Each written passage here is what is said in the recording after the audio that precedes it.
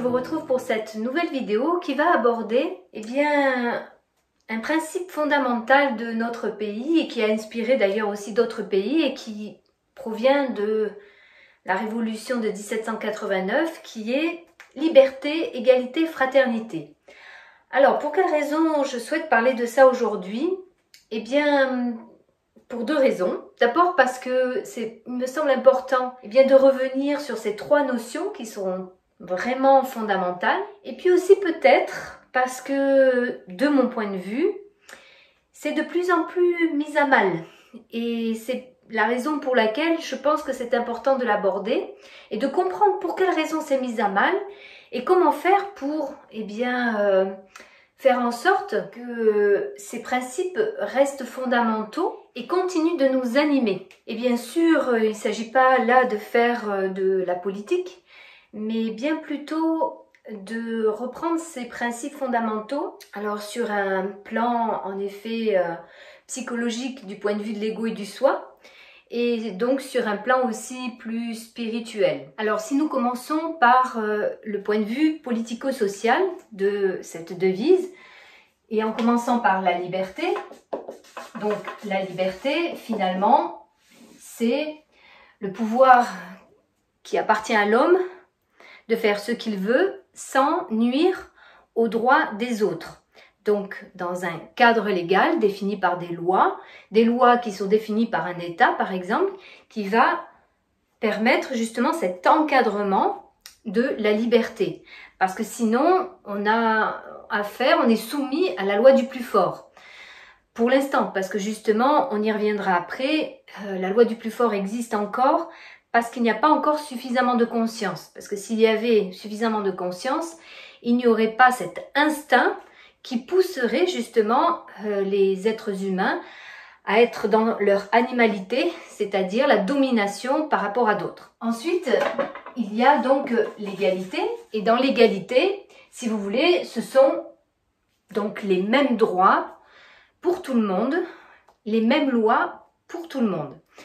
Et ce qui pose problème parfois, c'est que ces deux principes peuvent presque s'opposer.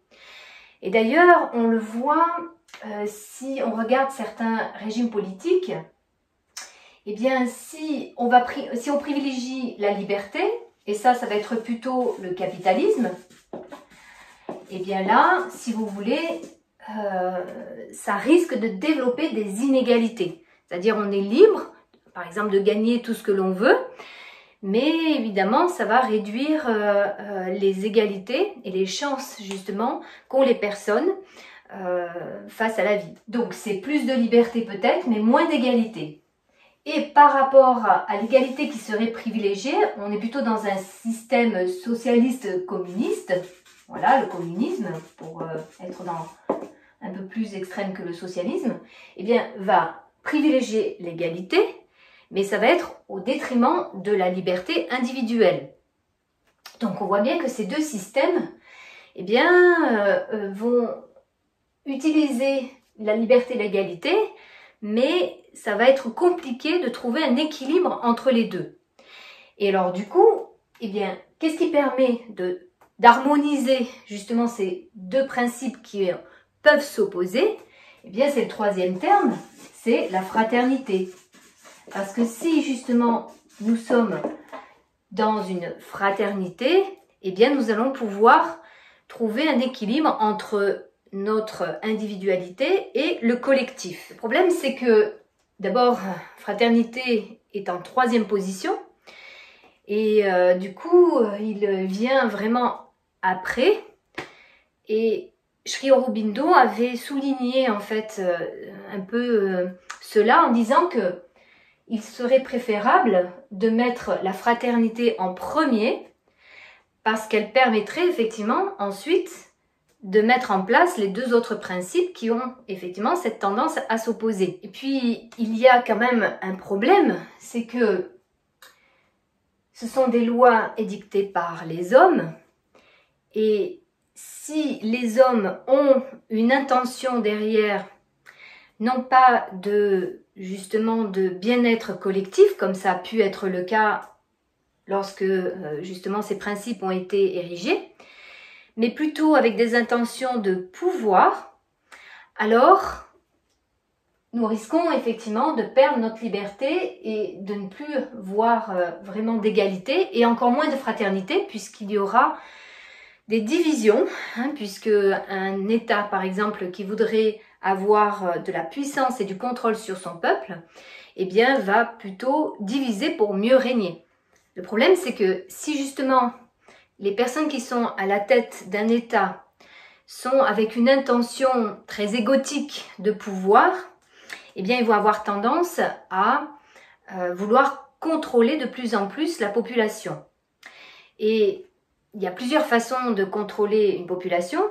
C'est de la mettre dans l'ignorance, donc de l'infantiliser, c'est-à-dire moins une personne est responsable avec des connaissances et une conscience, plus elle s'en remet à un pouvoir extérieur.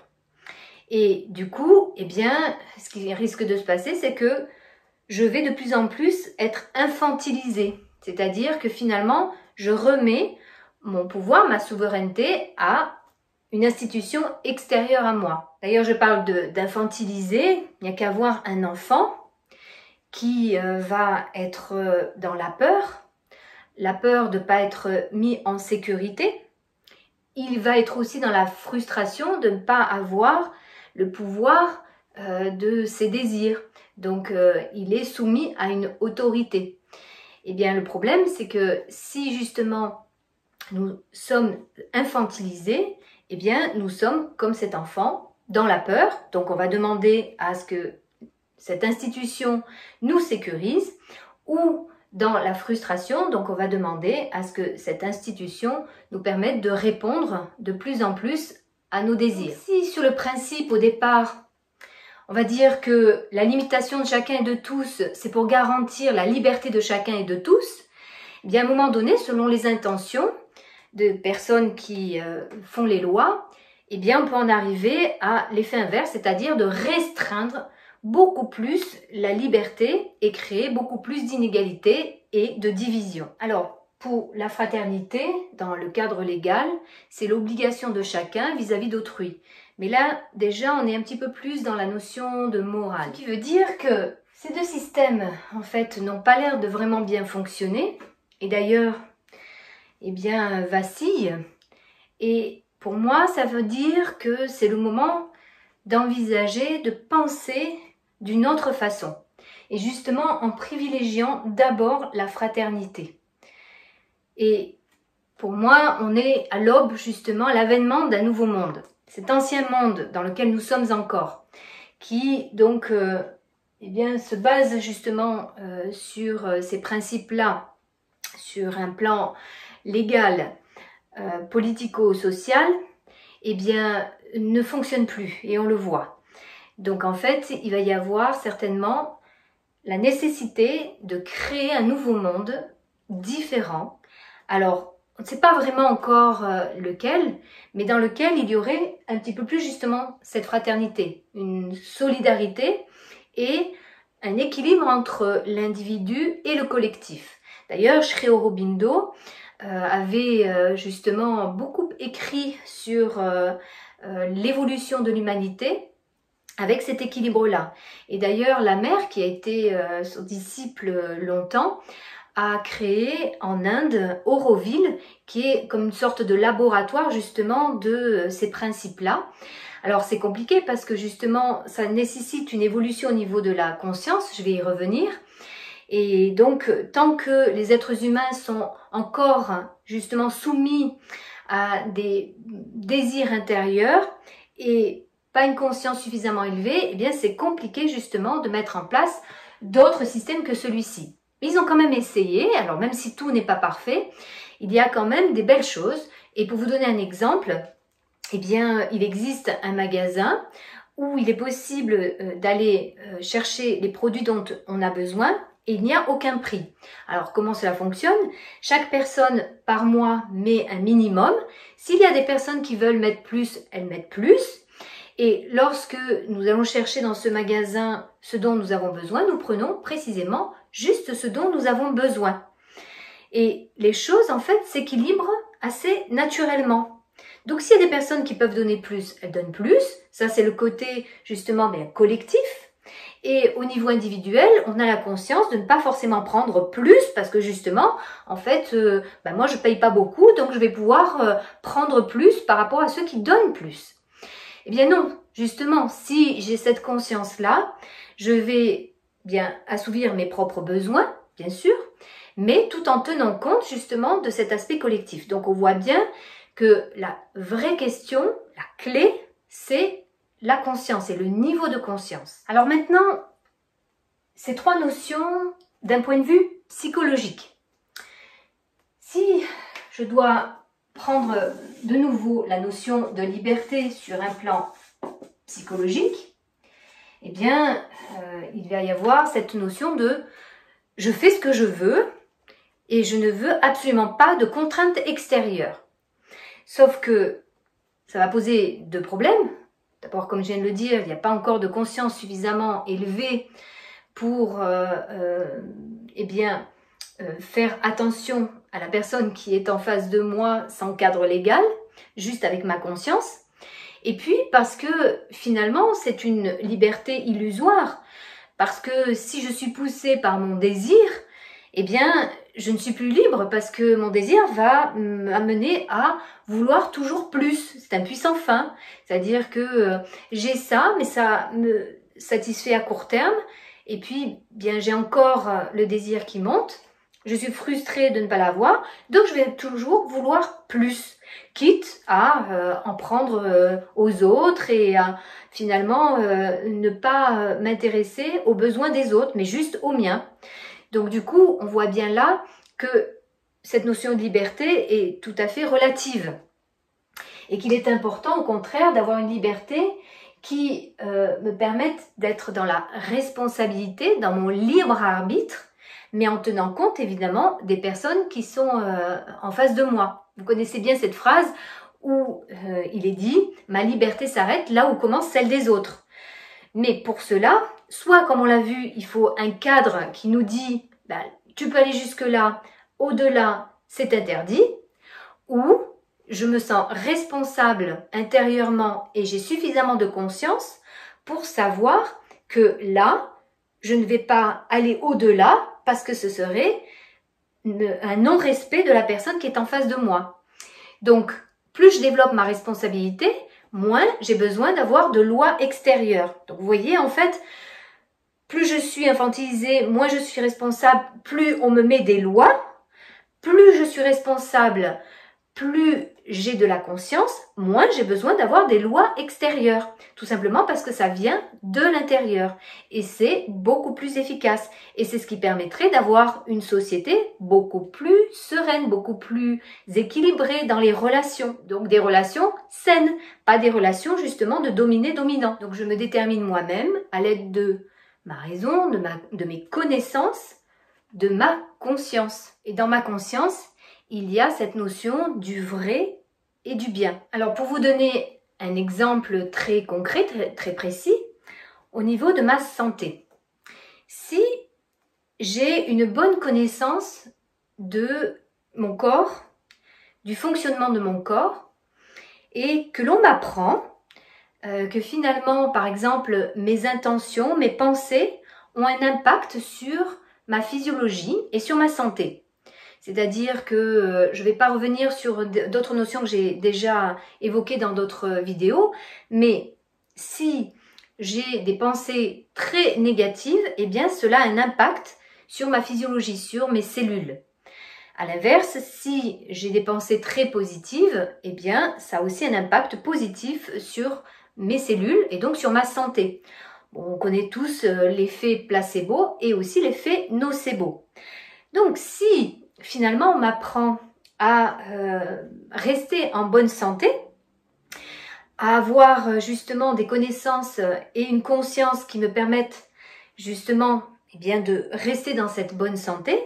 Il est très probable que je ne tombe pas malade. Et s'il y a une maladie, que ce soit une bactérie ou un virus, qui me rend malade, eh bien là, on laisse faire le principe de vie. C'est-à-dire que mon corps va va lutter contre justement cette maladie pour se renforcer. Mais si par contre, on me laisse dans l'ignorance de tout cela et que l'on me dit, eh bien finalement, vous êtes malade et il y a des personnes qui savent la maladie que vous avez et il y a des remèdes pour cela. Eh bien, on va s'en remettre à ces personnes et donc sans savoir que finalement, nous avons un pouvoir d'auto-guérison bien plus important que ce qu'on nous laisse croire.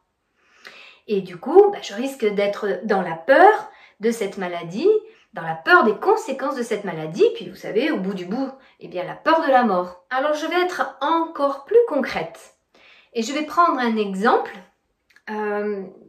d'une maladie, de quelque chose que certaines personnes ont, c'est l'infection urinaire. Alors, infection urinaire, si on en a une, eh bien si on n'a pas vraiment de connaissances médicales ou connaissances ne serait-ce que justement du sens des maladies, eh bien qu'est-ce que l'on va faire? On va passer une CBU, un examen, et puis à l'examen, il va y avoir un antibiogramme qui va donc déterminer la molécule de l'antibiotique qui va permettre de lutter contre la bactérie qui a occasionné l'infection urinaire. Et puis, ce qui se passe, c'est que il va y en avoir d'autres, et puis encore d'autres, et puis on suit toujours le même protocole du test, puis de l'antibiotique, et puis on laisse passer.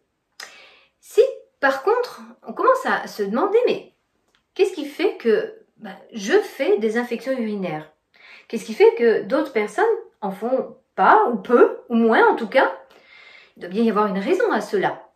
Et si je commence à comprendre, bien, pour moi-même, qu'est-ce qui m'amène à avoir des infections urinaires comme ça à répétition, et que par exemple, alors c'est un exemple, ça ne veut pas dire que ce soit toujours cela. Par exemple, si dans ma façon de penser, il faut que je sois toujours au top dans mon travail, eh bien je vais être tellement centrée sur mon travail que je ne vais même plus entendre les besoins de mon corps. C'est-à-dire que j'ai peut-être envie d'aller aux toilettes, mais ma tête me dit, on n'en a même pas forcément conscience, non, il faut absolument que je termine ce dossier, il faut absolument que je fasse ça, et donc on en oublie d'écouter son corps, assez naturellement, qui réclame d'aller aux toilettes, mais parce que justement il y a ce formatage de je dois absolument faire ce travail, eh bien on n'écoute plus son corps. Et le problème, c'est que si on n'écoute pas justement ce besoin naturel, eh bien à un moment donné, il peut y avoir une concentration, une prolifération des bactéries.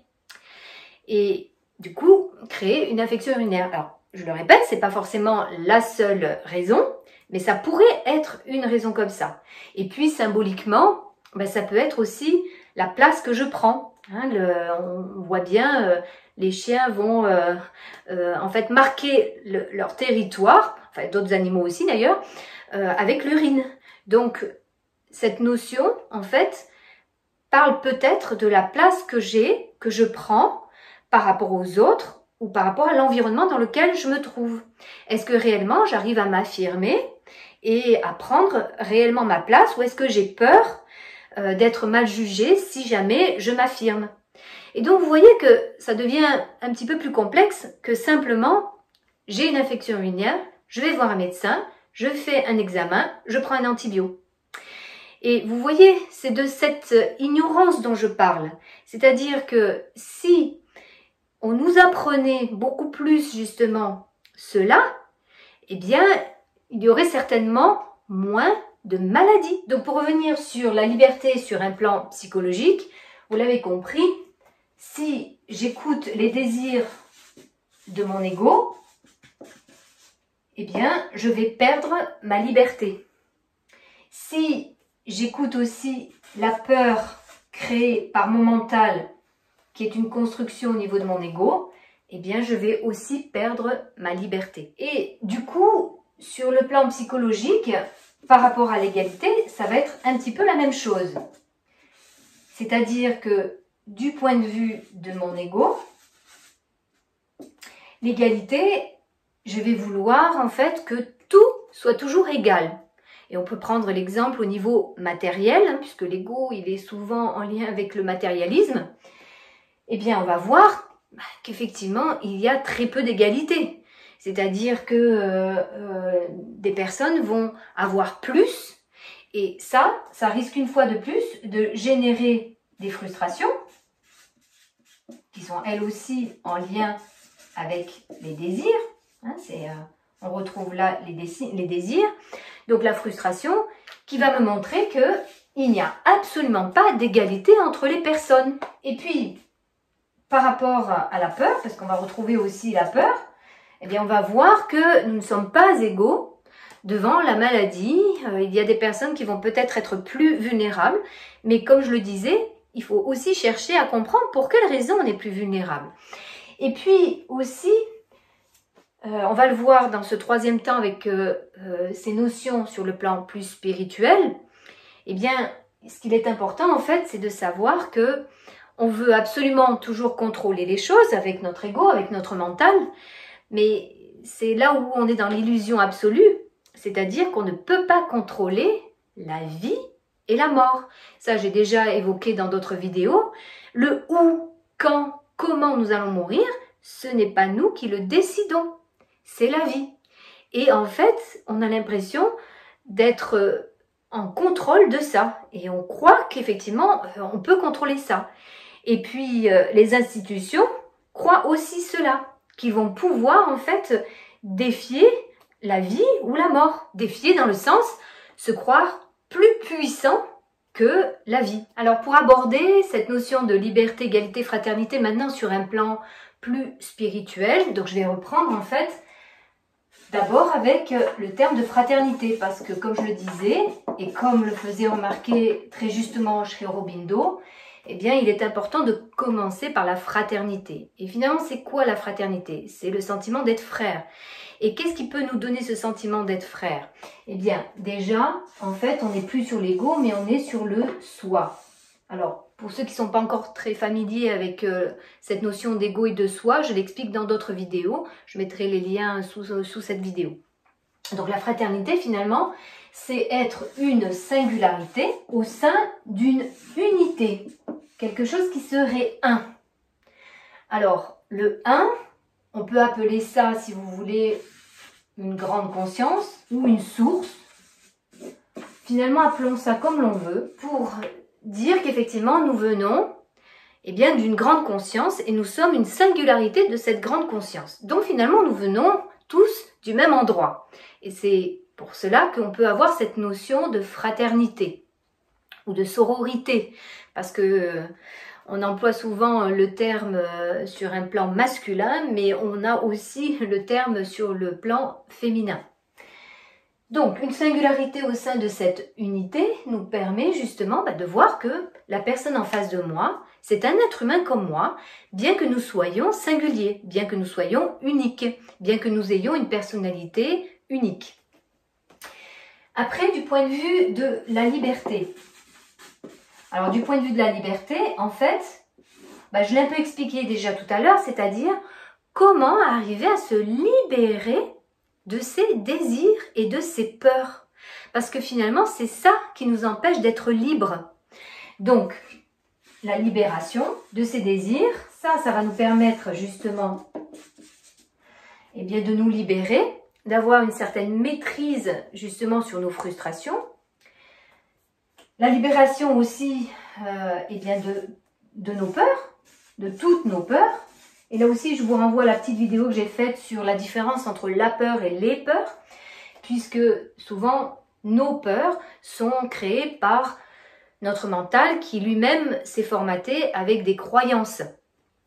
Et comme je disais tout à l'heure, si je suis par exemple dans l'ignorance que j'ai une capacité d'auto-guérison, je vais avoir peur des maladies. Si par contre, je sais que j'ai une capacité d'auto-guérison et je fais confiance à mon corps et je booste mon système immunitaire, par exemple, dans les moments où on est un peu plus fatigué, où effectivement un virus pourrait davantage me rendre malade, à ce moment-là, je n'ai plus peur. Et en plus, je sais que finalement, Je fais partie de cette grande conscience, je suis dans le principe de vie, cette vie qui m'a donné mon premier souffle et qui me prendra mon dernier souffle, et je m'en remets à la vie, puisque de toute façon, on voit bien qu'on ne peut pas contrôler la vie. C'est-à-dire que si je dois me rendre quelque part et que je dois mourir, c'est parce que c'était prévu comme ça. On le voit bien souvent par rapport aux accidents. Qu'est-ce qui fait, par exemple, là pour le virus, qu'il y ait des personnes qui aient été vulnérables et sont mortes de ce virus, puis d'autres qui ont été vulnérables et ne sont pas morts de ce virus, j'en connais, et d'autres qui ne sont pas vulnérables n'en meurent pas, et d'autres qui sont pas vulnérables et en meurent. Il y a un grand mystère quand même là dans tout ça. Donc c'est une illusion de penser qu'on peut se protéger en fait absolument de ce virus. Et c'est ce qu'on tente de nous faire croire. Et puis, par rapport à la liberté, il y a effectivement le respect des autres. Alors je m'attarde un petit peu sur cette notion de respect. Toujours pareil parce que en ce moment, avec justement ce qui se passe, ce virus, alors pour être très concrète par rapport justement à cette notion de respect des autres, et pour prendre un exemple qui est très actuel, si effectivement je décide de ne pas mettre de masque, pour ma part, ce n'est pas de l'inconscience et du manque de respect des autres, c'est juste que j'ai justement cette notion de ne pas avoir peur, peur d'une maladie, peur de mourir d'une maladie. Et que si je devais mourir de toute façon, eh bien c'est pas moi qui le décide, c'est la vie. Alors bien sûr que si par exemple j'ai la grippe, eh bien je suis assez responsable et je vais rester chez moi pour justement ne pas diffuser cette grippe. On est d'accord. Et je n'ai pas besoin que l'on me dicte justement ce que je dois faire. Et je n'ai pas besoin que quelqu'un me dise que je dois rester chez moi. Voilà, parce que je me sens suffisamment consciente et responsable pour le faire. Alors je ne dis pas que tout le monde justement est dans cette position, mais justement ce qui est important et ce qui serait important, c'est de développer cette position chez tout un chacun. Si par contre je suis asymptomatique, comme on dit, c'est-à-dire que je suis porteur sain, et là, à ce moment-là, je peux peut-être diffuser ce virus. Eh bien, là, en fait, si vous voulez, pour moi, c'est la même chose. C'est-à-dire que peut-être que je diffuserai, mais la personne en face, c'est pas parce que je vais le diffuser qu'elle va en mourir. Et que si, justement, elle doit mourir de ça, alors ça va peut-être choquer ce que je dis, et je sais que ça va être très controversé, mais c'est pas spécialement parce que justement elle m'a rencontré et parce que je lui ai transmis ce virus-là, ou alors peut-être justement oui, peut-être que justement en fait elle va pas du tout mourir, mais renforcer son système immunitaire en l'attrapant. Et si les personnes sont vraiment vulnérables ou dans la peur, à ce moment-là, ce sont à elles de rester chez elles et non pas justement de couper les autres de leur liberté. Pour ce qui est de la dernière notion, l'égalité, eh bien en fait cette égalité c'est une singularité par rapport à une unité. C'est-à-dire que nous sommes effectivement des êtres uniques au milieu justement d'un collectif et qui venons de cette grande unité. Donc de ce point de vue-là, nous sommes tous égaux. Et pas du point de vue de l'ego justement, parce que du point de vue de l'ego, il y aura toujours des inégalités. Alors que du point de vue de la conscience, du point de vue du soi, nous sommes tous égaux devant cette unité, devant cette grande source. Donc ne se pose plus vraiment cette problématique au niveau de l'égalité et donc de l'inégalité. Nous appartenons donc à cette même grande conscience. Et donc, nous pouvons sentir cette égalité. C'est-à-dire que, bien sûr que nous allons tous avoir des vies différentes, des épreuves différentes. D'ailleurs, on peut se poser la question pour quelle raison. C'est-à-dire que, pour moi, si notre conscience s'incarne dans un corps pour vivre des expériences, c'est pour la faire grandir. Et ce sont donc toutes ces expériences qui vont la faire grandir. Donc ces expériences, ça va être rencontrer certaines personnes, avec justement peut-être plus ou moins de difficultés au niveau relationnel. Ça va être de vivre certaines situations plus ou moins agréables ou désagréables, ou des épreuves. Et c'est ça qui va faire grandir notre niveau de conscience. Donc finalement, c'est la raison pour laquelle nous ne vivons pas tous les mêmes choses. Nous ne vivons pas tous les mêmes épreuves. Excepté là, actuellement, justement, où nous semblons vivre tous sur le plan mondial la même épreuve. Et pour moi, ça a une signification. C'est-à-dire que si nous voulons passer d'un ancien monde justement où l'ego dominait, le pouvoir, les inégalités justement, vers un monde nouveau, plus solidaire, qui tient compte de cet équilibre individu-collectif, qui est dans l'amour, le partage, la compassion, la joie, eh bien, il va falloir passer par un passage un peu étroit. Et d'ailleurs, j'apparente ce qui se passe actuellement à un accouchement. Alors, je m'explique. Dans un accouchement, il y a 3 phases. La phase des contractions, la phase du passage étroit, et puis la naissance. Et lorsque nous commençons à avoir les contractions, ça veut dire que le processus de l'accouchement est enclenché. Et on ne peut pas revenir en arrière. Eh bien, pour moi, là, ce que nous vivons, c'est le temps des contractions. Et généralement, les contractions, ça fait mal, c'est douloureux. Donc, effectivement, nous ressentons tous, justement, ces problématiques, ces complications. D'ailleurs, peur et frustration sont exacerbées pendant cette période. Alors, pour moi, il y a une raison. C'est que jusqu'à présent, chacun faisait tranquillement, ou pas d'ailleurs, un travail sur lui-même, c'est-à-dire au niveau individuel pour comprendre les vraies questions existentielles du sens de la vie. Qui suis-je vraiment? Que suis-je venu faire ici? C'est quoi le sens de la vie? Et si on met ça de côté, avec en plus la question de la mort, qu'on met vraiment de côté, eh bien on ne comprend pas véritablement quel sens la vie a, et d'ailleurs quel sens les épreuves ont dans notre vie. Si par contre on commence à faire ce travail-là, eh bien on va petit à petit comprendre que les épreuves ne sont pas là pour rien, mais pour nous faire grandir, nous faire avancer dans notre vie. Et là, le problème, c'est que ça avançait un peu trop lentement. C'est-à-dire qu'il n'y avait pas suffisamment d'éveil au niveau de cette conscience-là, et que peut-être que notre humanité et notre planète allaient droit dans le mur. Donc, c'est comme si la vie avait un petit peu accéléré les choses pour vraiment augmenter plus rapidement le niveau de conscience des personnes. Et d'ailleurs, c'est un petit peu ce qui s'est produit avec le confinement. C'est-à-dire que parfois, il faut un événement extérieur, une crise extérieure et une poussée intérieure. Et puis, parfois, il y a les deux combinés par rapport à l'évolution de notre conscience.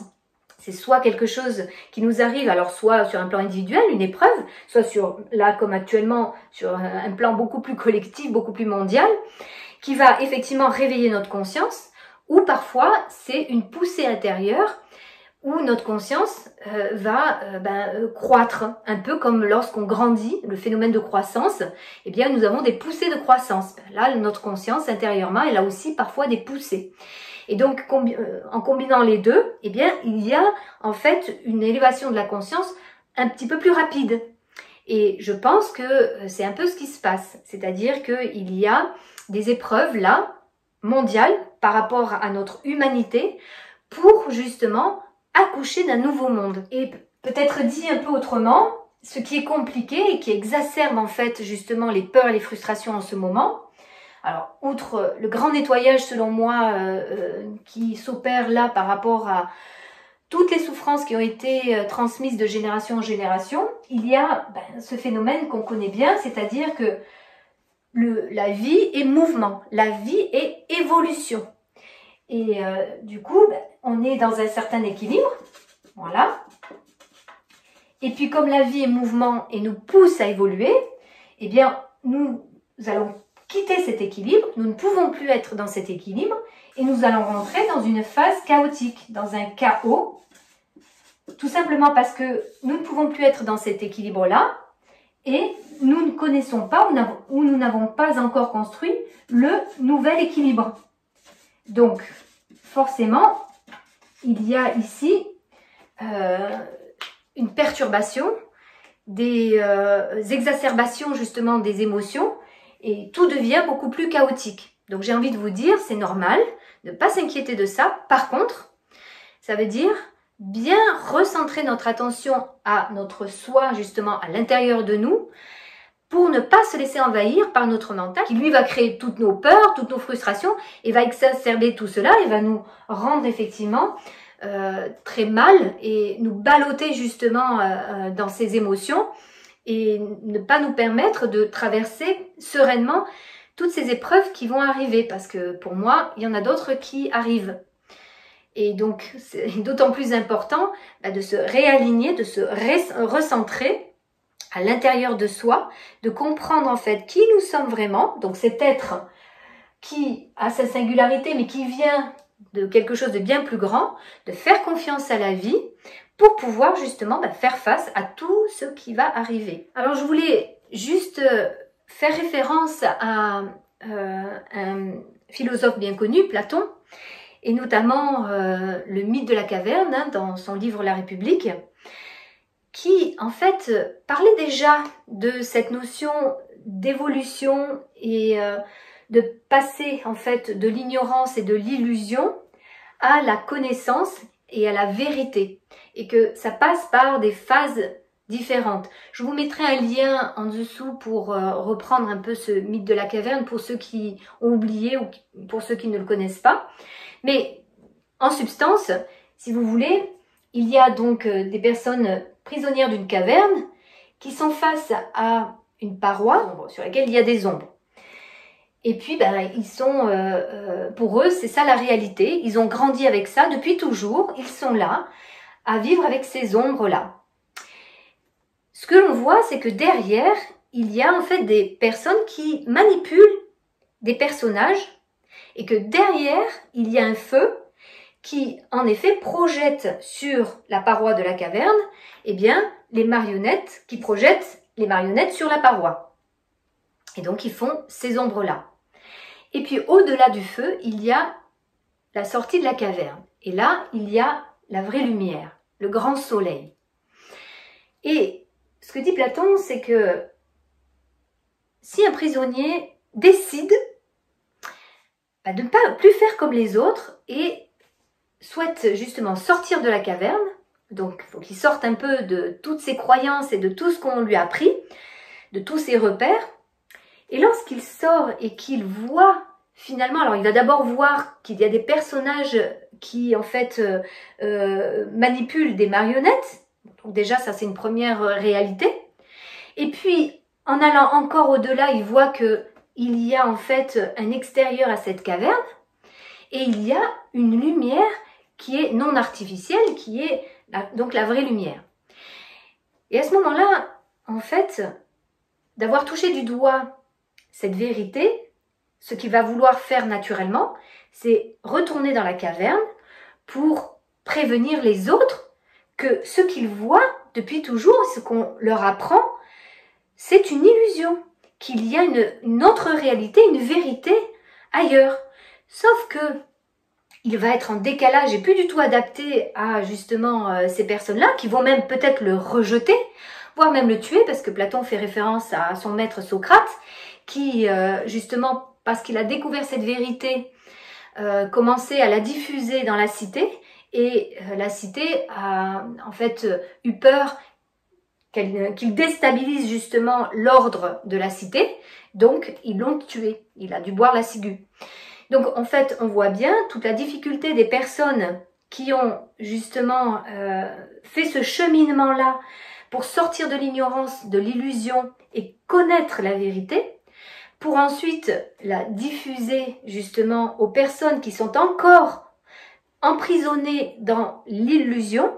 Et on voit bien toute la difficulté justement des personnes à sortir de l'illusion. Parce que cette personne qui dit des choses, mais non, elle raconte n'importe quoi. Et on ne veut pas l'écouter.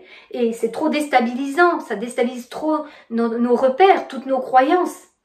Eh bien, aujourd'hui, c'est vraiment ce qui est demandé. C'est-à-dire d'élever notre niveau de conscience qui va nous permettre justement de sortir de toutes ces croyances, de tous ces conditionnements, de tout ce formatage et aller un petit peu plus justement vers cette grande vérité. Et si nous allons vers cette grande vérité, nous sommes alors des êtres libres, des êtres responsables.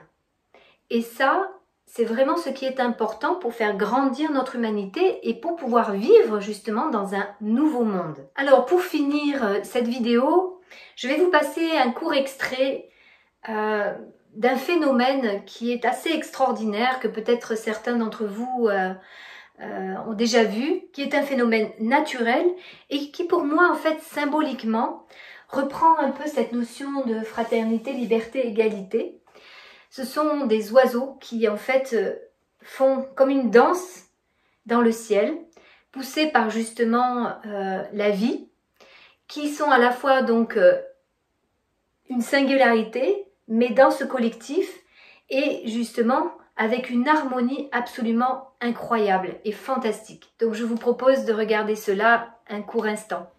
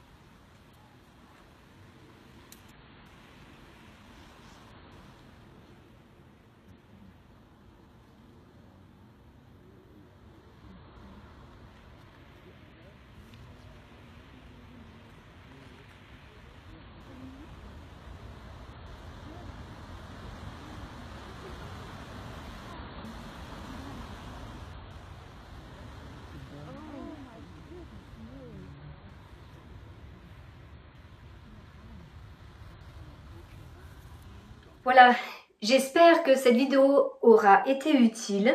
Si vous avez des questions ou des commentaires, n'hésitez pas à les mettre sous la vidéo et j'essaierai d'y répondre au mieux. Je vous remercie chaleureusement de votre attention et vous dis à très bientôt.